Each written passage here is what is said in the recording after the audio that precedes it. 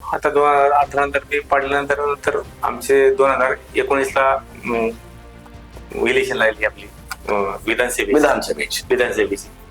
मी राष्ट्रवादीत त्यावेळेस आलोच होतो ऑलरेडी. मी आता विधानसभेची इलेक्शन नंतर आमच्याकडनं चेतन पाटील आपले चेतन विठ्ठलराव तुपे पाटील हे आमदारकीला उभे राहिले. त्यावेळेस सुद्धा आम्ही जी कामं केली ती बोली. मी जरी पडलो असतो तर लोकांची साथ आमच्याबरोबर होती त्यावेळेस ती. आणि लोकांना त्याचा राग होता किंवा ही लोक पडली कशी आहे. म्हणजे गावातून बऱ्यापैकी आमचे सगळे माझे मित्रमंडळी काय आमचे सदस्य असेल, मी पडलो तशी बाकीची पण 12-13 जण पडली ना, त्याच्या पण डोक्यात तो राग होता की आपण पडलोय. आणि त्या हिरिरीने आम्ही आमदारकीला असं काम केलं त्यावेळेस की आपण पडले बुवा.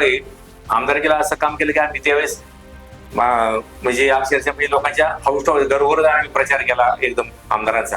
आणि त्यावेळेस आमदारांचा मला वाटतं 2700 काहीतरी मतांनी का 2800 मतांनी आमच्या आमदारांना चेतन पाटील निवडून आले. पराभवाचा वचपा आम्ही असा काढला की आम्ही आमदारांना निवडून दिलं. आमच्या ग्रामपंचायत पराभवाचा वचपा आम्ही असं काढलं की आम्ही आमदारकी आम्ही खिचून आणली आमच्या मतदारसंघात. पहिल्यांदाच राष्ट्रवादीचा आमदार आमच्या हडसर मतदारसंघात विजय झाला त्यावेळेस.